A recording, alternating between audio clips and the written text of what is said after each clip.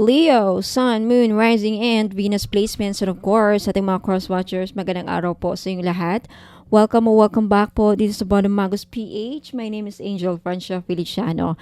Now, in today's video, Leo, alamin natin kung ano yung mga magiging kapalaran ninyo in the next few days, few weeks, or months, at anong mga mensahe at gabay ang gustong ibahagi sa inyo ng mga spirit guides natin. Now, paalala lang, Leo, at sa lahat po ng mga zodiac signs, cross-watchers, lahat po ng reading ko dito sa YouTube channel na to ay general reading lamang, so hindi lahat ay makaka-resonate. Kunin nyo lang sa kayo mag-resonate at iwan yung hindi. Alright. Tignan natin. Ano ang lalabas? First energy, you have the Hermit. Next energy is the Justice. Next energy is the Six of Pentacles. Next is the Moon. Ayan. Next is the Wheel of Fortune. Next, you have the Four of Wands. Next is the Nine of Swords. You have the Three of Wands. You have the Temperance. And last but not the least, ayan, you have the Knight of Swords. Ayusin natin. Alright, so Leo, isa-isahin natin to. Okay, with the Hermit card, Leo, I feel like this year or in the next few months, marami sa inyo ang magdilay-lilay, magso-soul searching, may gustong malaman, trying to look for some answers. Some of you ay magwi-withdraw lang. Like, solitude. Laging gustong mapag-isa lang. A lot of you, Leo, parang gusto nyo lang palagi sa bahay. Ayaw lumabas. Meron din kayong iniiwasan na hustisya. Some of you are nag-aalala about inuusig kayo ng konsesya or there's something about pinoproblema ninyo ang justice or like korte. Some of you are may court problems. Some of you hindi problema sa court, problema sa pera. Paano makabayad? Mamay pag-usapan natin yan. But the Hermit, this is like ang dami mong tanong at dami yung pinoproblema, parang bumabalik sa iyo ang mga nangyayari na parang feeling mo matanda ka na, Leo. Like, I mean, parang there is a sort of wake-up call or like you're looking for something. Saan ba ako nagkamali? Saan ba ako nagkamali? There are some questions there, ganyan. There's also this energy kung saan may pinoproblema kayo sa bahay. Sa pamilya, bahay, mga anak ninyo, pinoproblema ninyo. You're looking for some answers. Either question mo sila. You're trying to assess your family situation. Saan ba ako nagkamali? Saan ba ako nagkulang? Anong nangyayari sa family namin? Something like that. Some of you are very, very worried about your family situation or magiging problema niyo yan in the next few days. Na talking about justice. Some of you, Leo, either poproblemahin mo to or you're seeking justice. Some of you are seeking justice. You're seeking, naghanap kayong hustisya or ikaw yung inuusig ng konsensya mo. Some of you hindi makatulog dahil sa kaso. There's something about a legal issue na hindi kayo makatulog. And some of you are looking for, you're trying to find out the truth. You're looking for some honesty. You're trying to weigh some options. Some of you are wini-weigh nyo ang outcome. Itong gagawin ko, ano kaya maging consequence? Pag ito naman ang gagawin ko, baka ito ang magiging resulta. There's something weighing your options as well. At hindi nyo alam anong gagawin niyo. There's this energy na hindi ninyo alam. Parang wala kang lusot. There's this energy na wala kang kalulusutan sa pinoproblema o poproblemahin ninyo. There's also this karmic lessons na mangyayari sa inyo, Leo, eh. Karmic lessons ang nasasakop kong energy. Ayan, next, you have the Six of Pentacles. Some of you are makaka-receive ng regalo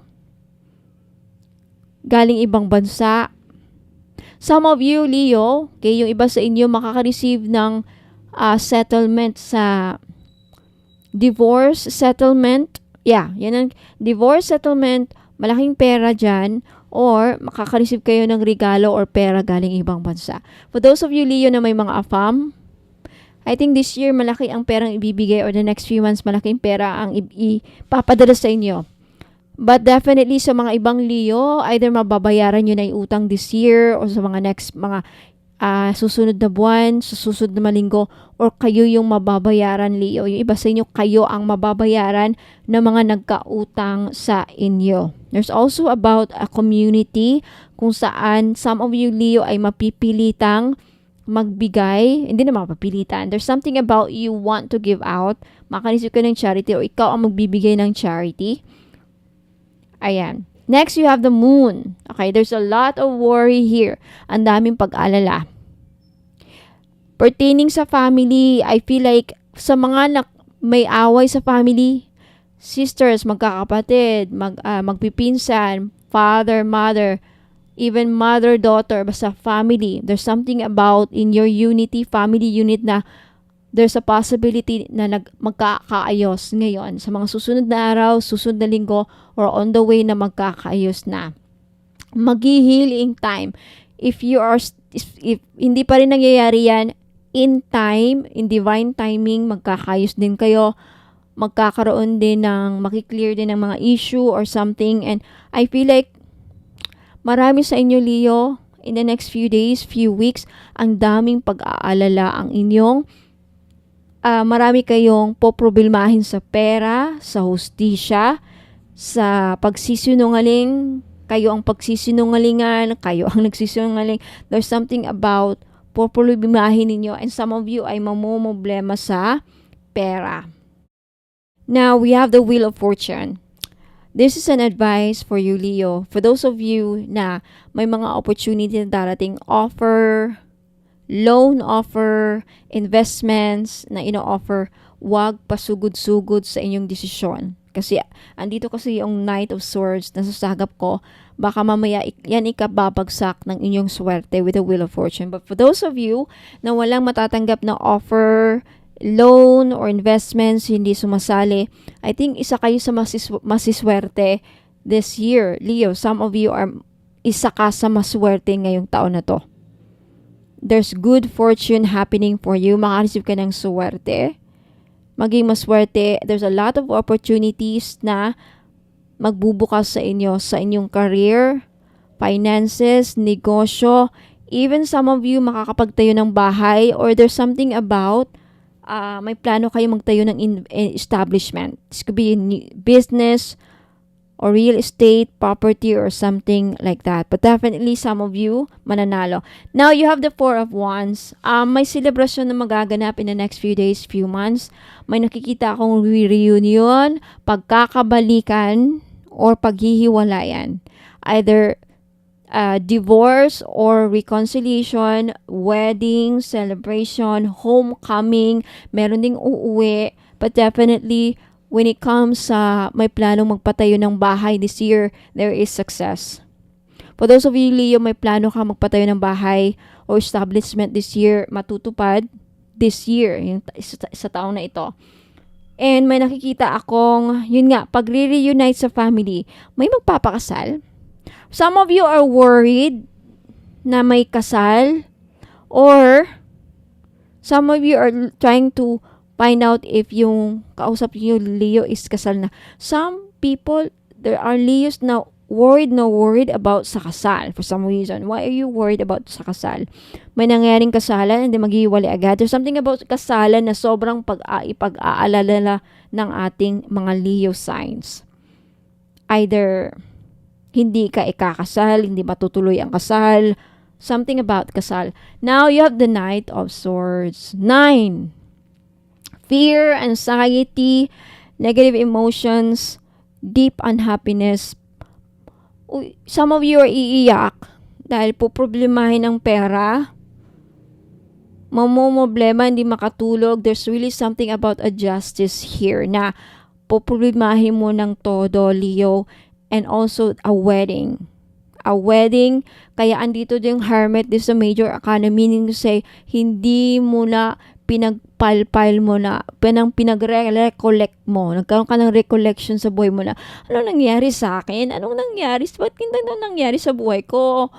Parang there's something about that, questioning and looking for something. Saan ako nagkamali?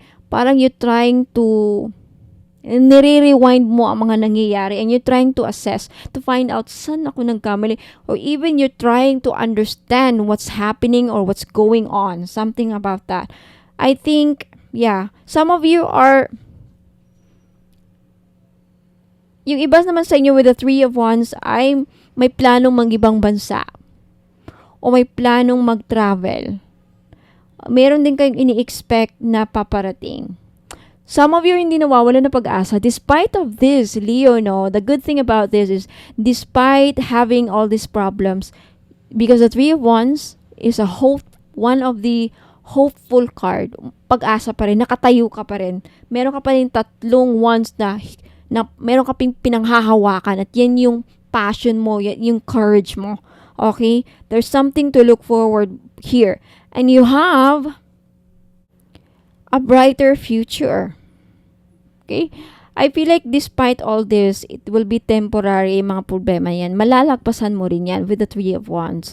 Because I think deep in your soul and deep in your mind, even your heart, alam mong malalagpasan mo yan. Yan ang makagandaan sa mga Leo, matapang because of your fire sign. Next, you have the Temperance. You have Archangel Michael.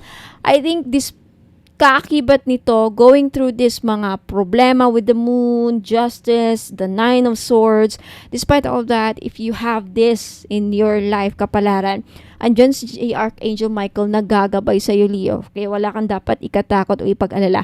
Andyan si Archangel Michael o si Archangel Gabriel na tutulong sa iyo. Now, in divine timing, you will experience healing. Ayan. And some of you, magkakaroon din ng peace of mind in divine timing after this.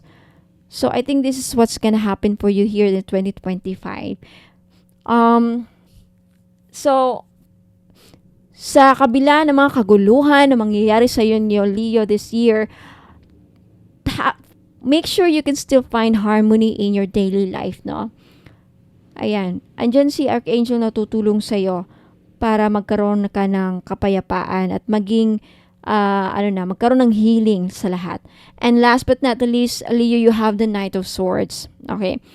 There's a lot of changes patapos ng taon sa'yo. Okay. By the end of the year, I feel like you are so ready to move forward. You're so ready na matapos ang taon. Yeah, there's that energy with the Nine of Swords na, ay, gusto ko na matapos itong taon, 2025. You're so excited to get to the next, to jump sa year 2026. There's that energy. But definitely, but the Knight of Swords is also an energy kung saan wag mong padalos-dalos. So, if you are in a situation where kung saan kailangan mong mag-decide, give yourself time to magkaroon ng clarity, no, para hindi ka magkamali sa mga decisions sa buhay. But when it comes to opportunity, I think the message here as well is seize the opportunity, so grab it. If may mga offer papuntang ibang bansa, trabaho, grab it. Be open-minded about it. We can reconsider. Okay? So, Leo, Sun, Moon, Rising, and Venus placement, iyan po ang mga kapalaran at mga mensahe at gabay para sa inyo. Let me know if nagustuhan ninyo, Leo. And for those of you who are interested, if you enjoyed watching this, don't forget to like this video. And if you want to claim this reading, mag-leave lang ng comment sa baba.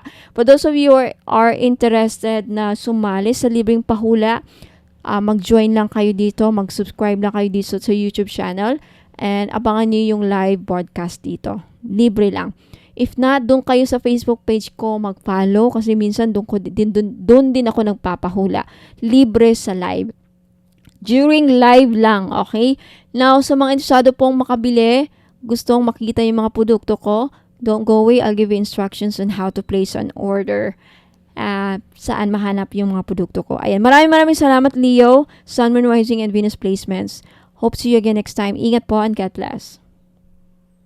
Hello! Ayan, so mga interesado pong makita yung mga produkto ko. Ayan. Lahat po ay nakalista or all of my products are listed on my website. So, paano po mahanap ang aking website? You just type here, kunyari, ito yung phone mo. If you are using Google, ayan, i-type nyo lang sa search bar, ayan, type nyo lang yung www.bonhommmagus.com and then click search. Okay, lalabas po yan. First, you have to accept all. Click the accept all cookies. Ayan. So, dito nyo makikita yung mga produkto ko. Ito yung unang bubungan sa inyo sa website.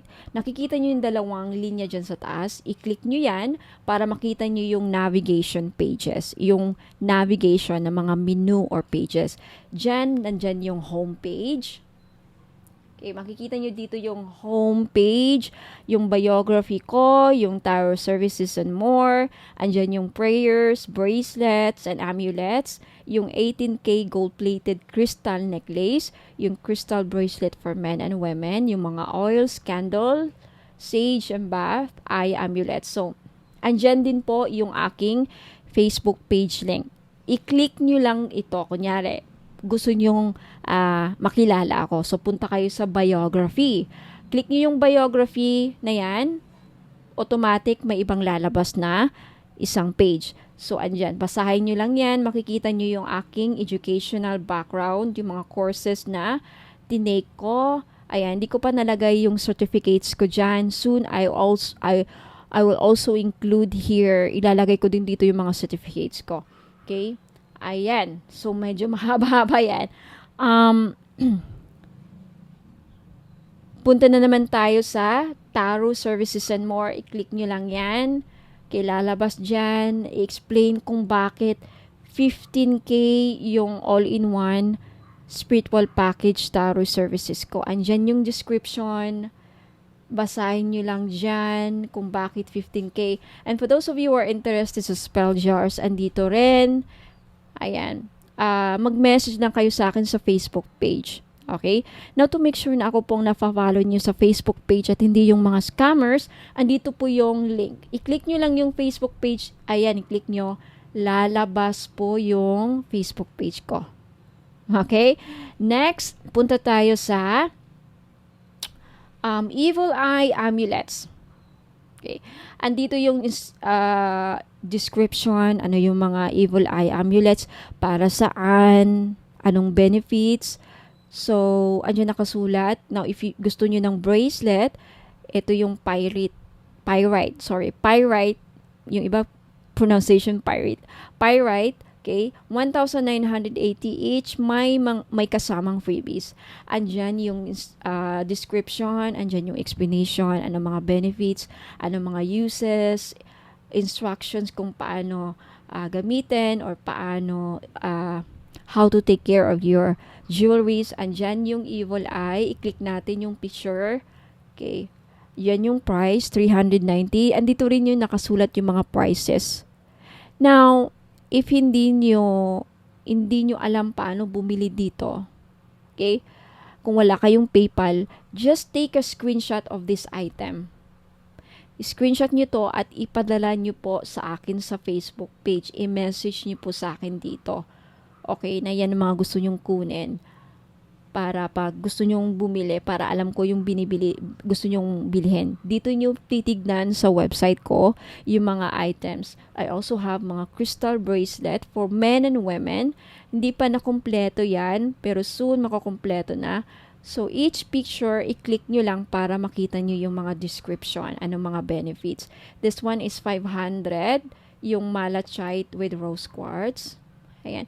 And also ask if available pa mga madam ha, kasi sa website minsan hindi ko na-update yung website ko. Minsan meron doon nakalagay sold out pero available. Minsan nakalagay na available pero sold out. Okay, just ask kung available pa. Again, take screenshot of the item. Yan, screenshot nyo yan at ipadala nyo sa akin sa Facebook page ko. Along with the price, kung meron price, ayan. Take screenshot of the item. What else? I also have mga oils.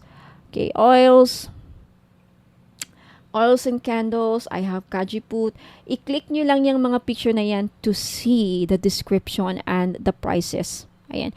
Always click here. Marami pa kayong madidiscover. And for prayers, libre lang ang mga, ano ko dito, mga prayer. Pwede nyong tignan, pwede nyong kopyahin, pwede nyong screenshot, pwede nyong libre lang dito tumingin ng mga prayers ko. Libre ninyong ma-access.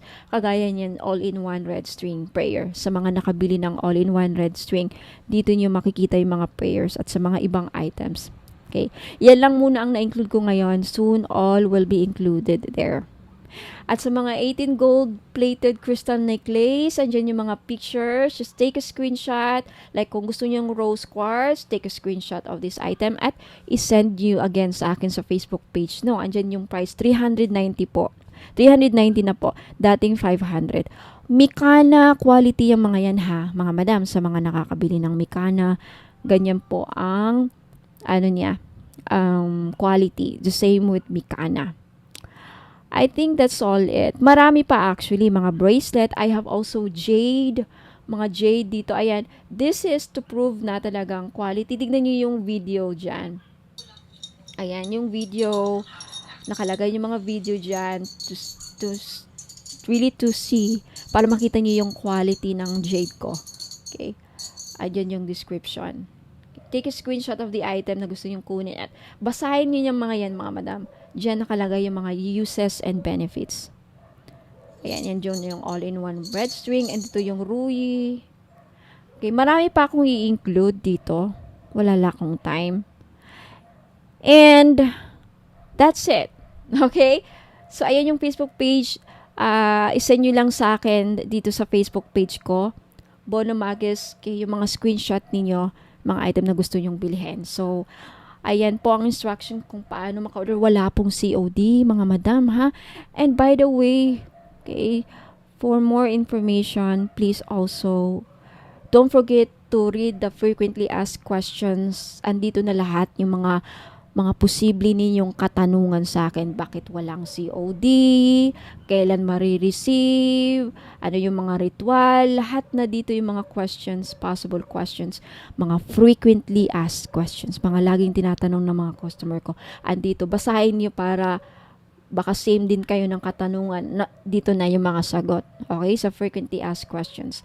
So, that's it mga madam. Maraming salamat mga madam and sir. Thank you so much for listening for the instructions on how to place an order. Ingat po and God bless.